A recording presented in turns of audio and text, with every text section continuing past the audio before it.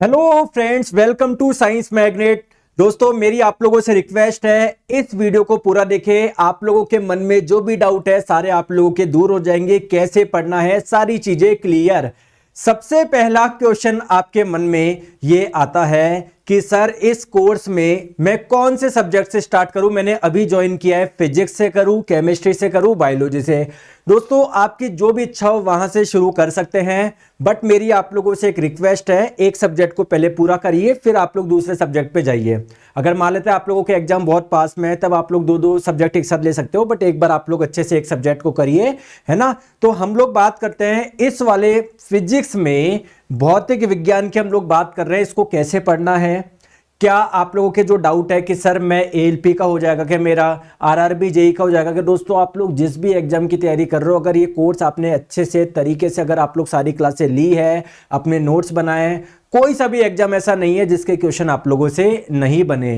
पहले हम लोग बात करते हैं फिजिक्स के सिलेबस की। जैसे इस कोर्स में आप लोगों को पूरे सब्जेक्ट मिल रहे हैं, फिजिक्स, भौतिक विज्ञान, केमिस्ट्री, रसायन विज्ञान, बायोलॉजी, जीव विज्ञान, साथ में आपको पता है एनवायरमेंट के भी क्वेश्चन आप लोग के आते हैं। तो चारों चीजें मैं आप लोग को पढ़ा रहा हूं। दोस्तों, फिजिक्स यानी भौतिक विज्ञान के सिलेबस में जो हम लोगों को पढ़ना है, जो आप लोगों के हर एग्जाम में आता है, साउंड यानी ध्वनि, मोशन यानी गति, force and pressure, gravitation, work energy, power, fluid mechanics. हालांकि दोस्तों एनसीईआरटी में आप देखोगे ग्रेविटेशन में ही फ्लूइड मैकेनिक्स का पार्ट आप लोगों का है, तो हमने भी दोस्तों ग्रेविटेशन में पूरा कवर करेंगे ना। तो ये सारे के सारे दोस्तों चैप्टर है।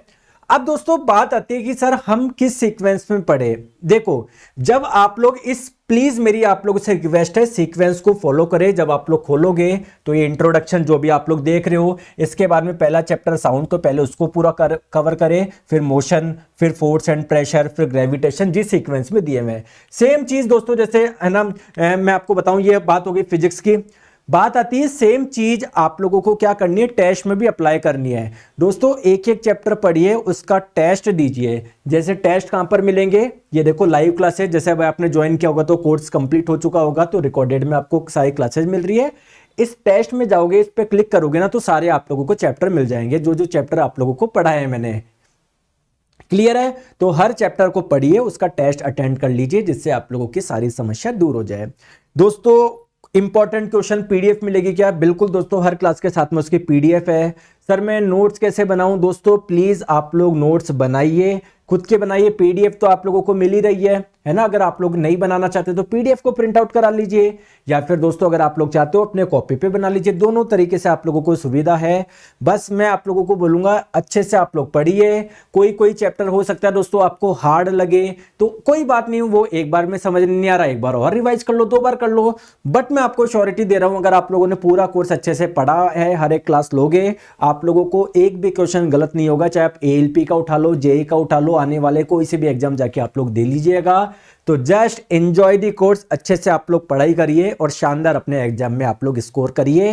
दोस्तों इसके अलावा भी कुछ भी दिक्कत आप लोगों का है, मैं हमेशा आपके साथ में हूं। इस नंबर पे आप लोग कॉल करके बात कर सकते हो, 73। मान लो बाई चांस आप बोल रहे हो सर मेरा ये क्लास नहीं चल रहा है ना, या मेरा टेस्ट ही काम नहीं कर रहा, बाकी ऐसी प्रॉब्लम नहीं आती है, बट फिर भी आए तो मैं आप लोगों को एक नंबर देता हूं, इस पे आप लोग बात करके अपनी प्रॉब्लम को मुझसे साझा कर सकते हैं।